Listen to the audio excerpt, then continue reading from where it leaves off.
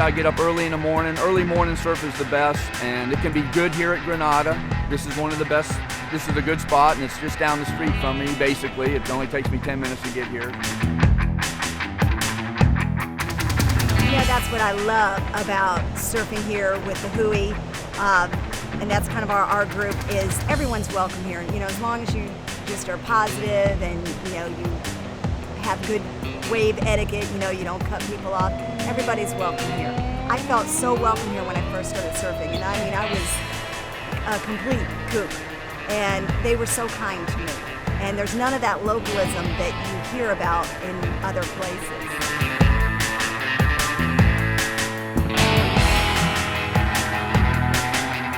It can be very frustrating. It can be a beautiful thing every morning.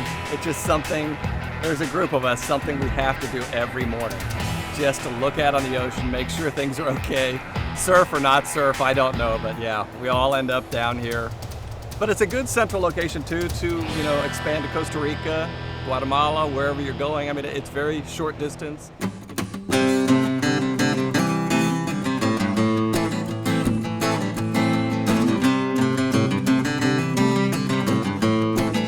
So peaceful, and like, I don't know, you just like, I mean, for me, I just feel like I'm at home. You know, it's all about, you know, just getting like, I mean, like that one good ride.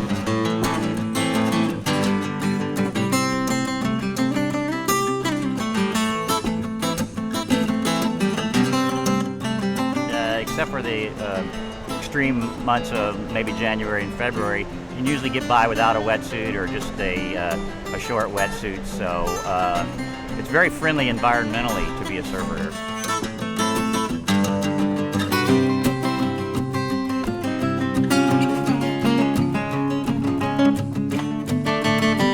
Well, I haven't done a whole lot of surfing in California, and obviously, yeah, the waves are so much bigger and on all that out there, but they do break a whole lot different as well. As you know, a lot of really good surfers do come from the state of Florida, Kelly Slater, for instance. And I believe it has a lot to do with the way our waves break. I mean, on good days out here, when you get these nice swells coming in, especially when there's hurricanes, you get this really big wave, but it is extremely fast. So you don't have time to just jump up and go, well, I'm going to go this way and I'm going to go that way. I mean, you have to take off and stay ahead of that wave faster than most places that I've ever seen. You know, I'm not saying we're the only beaches that are like this, but by far, that it's a constant. We very seldomly get those slow rollers, you know, and you get some of these, you know, overheads that come in, and you're doing everything you can to just not let it get ahead of you, because that's all it's wanting to do is leave you behind.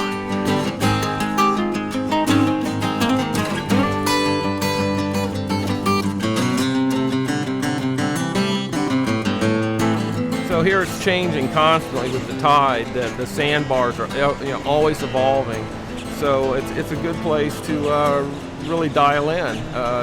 The boards here are phenomenal, and the surfers here are great. The kids that are coming up here, it makes you proud to be a surfer. They're very good and good kids.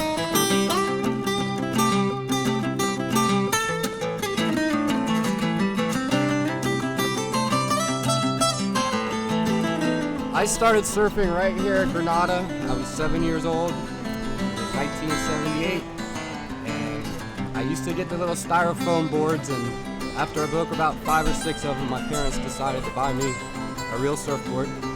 And from there on, just the guys that hung out around here would push me into waves and let me hold on to their leash and drag me to the outside, and it was quite an experience here back then.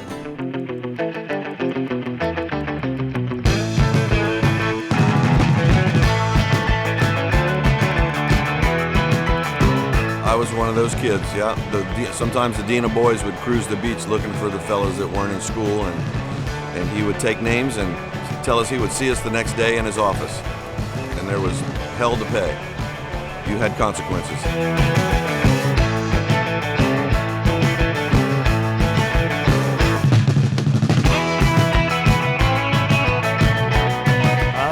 I've actually never skipped school to go surfing, but I have maybe left like 1 or 2 periods during the day to go. I never really skipped the whole day.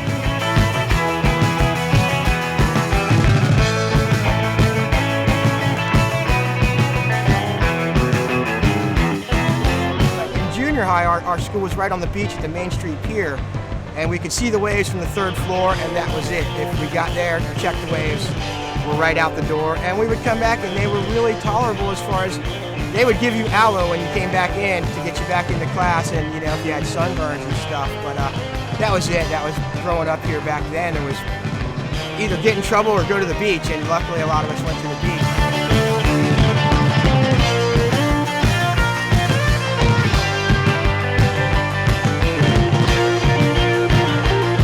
When I moved back here, I started working for the city of Ormond in 1990, and then I started hitting that surf really good. I took a few surf days, you know, out of the blue, be like, hey guys, I'm gonna take one of my personal days today, you know. A few times when you know the storms are coming in, like, hey guys, there's a storm out there and it's gonna come pretty close, so I have Friday off because I know it's coming. Now being work, you can't just, I'm not coming in that they get caught at the beach. You just kind of give them an idea that, hey look, I know Friday's gonna be big, I know it's only Monday, but can I take Friday off? And you know, so I took a lot of those days.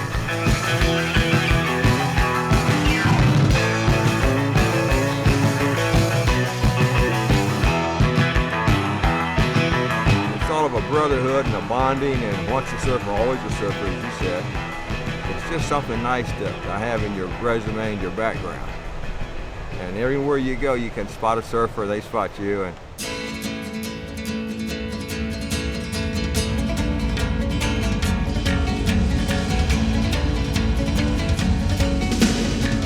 there are days here that we can't even get out. It gets big here, people. The water will come up the approach and onto A1A. So we do get surf. If you come here every day, you'll see that. And we have days as good here as anywhere on the world. I've surfed everywhere, and the waves here are phenomenal some days. If you can surf these consistently good, day in and day out, you're ready to surf just about anywhere. Maybe not the big stuff, that'll come, but on high performance waves, man, we count our rides in seconds here, not minutes, and it's usually pretty critical. And when you see people, when you travel to anywhere, overseas, the guys that are the hottest in the water to me are usually the guys from Florida, because they cut loose when they get on good waves. They know what to do, they just don't have the stuff to do it on. So give them a chance and we'll show you.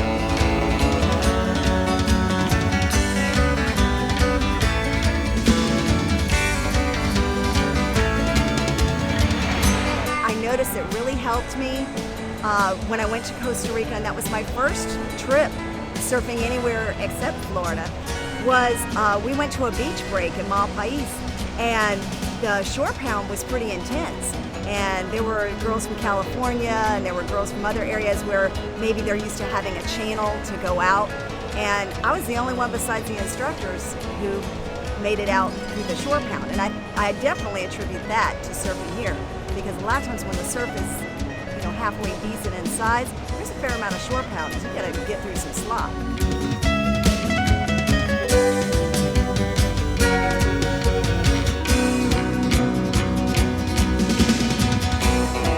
You gotta bring speed.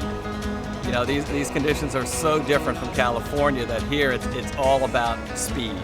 You've got to get up, do something quick, and the wave is over. So yeah, bring your board, but I know a lot of guys that come here from California, they get pitched right away, because it's just kind of close out, shore poundy type of surf. There, it's very easy to paddle into a wave, very easy to drop. Here, you just have to react. In the moment, you have to react quickly.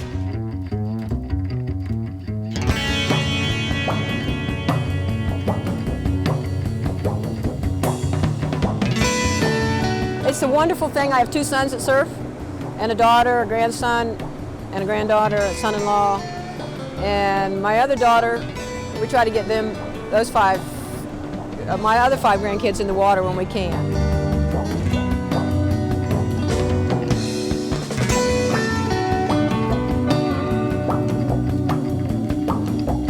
Yes, a lot of people have learned to surf here, including all 3 of my sons that have learned to surf here, and we still do surf here. Just Ormond this whole area is a great place. A gathering place that people come to enjoy the beach and the scenery and the waves.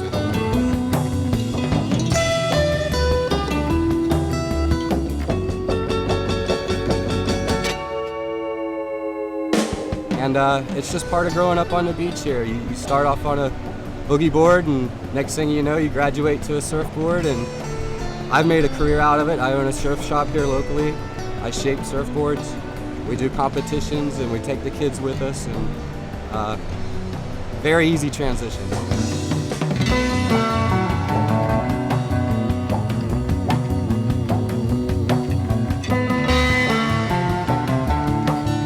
The fact is, we have 32 miles of sand bottom here. It's, you know, it's like a cushioned bottom, and it's just basically rolling waves that aren't gonna, you know, dump someone into a reef or a rock or anything like that. It's just a great place to learn how to surf. It's a great place to surf in general.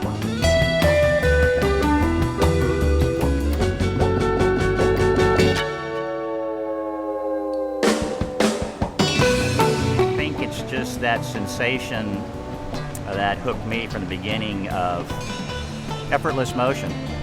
You out there, you work hard to catch your wave, but when you catch your wave, you're under its power and you're sort of disconnected from gravity for a short time, and it's really rewarding and physically fulfilling.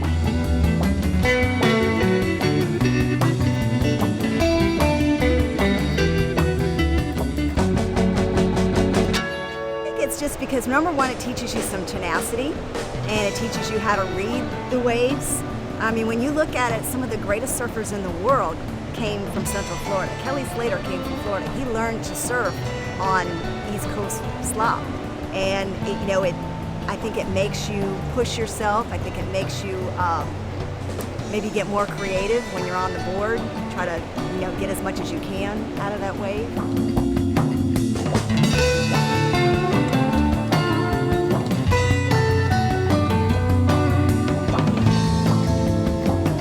Enjoy it. Just enjoy it. Okay, the competition, like any sport, is a very small amount of surfers who do comp. And it's not the most important thing in the sport. The most important thing is paddling out here and enjoying it, and it be a part of your life.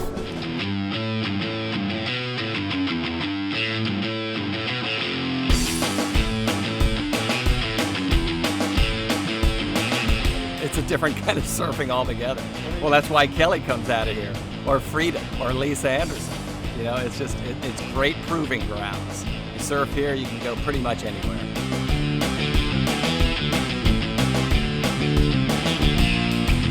All you have to do is find a wave.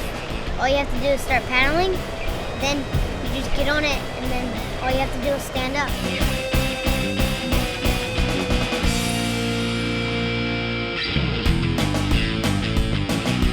Depending on the waves, me and my brother have done like 4 or 5 hours just straight surfing.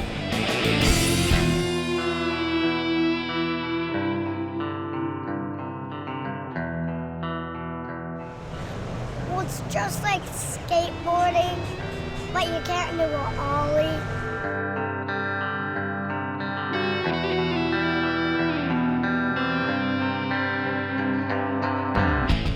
Ormond Beach.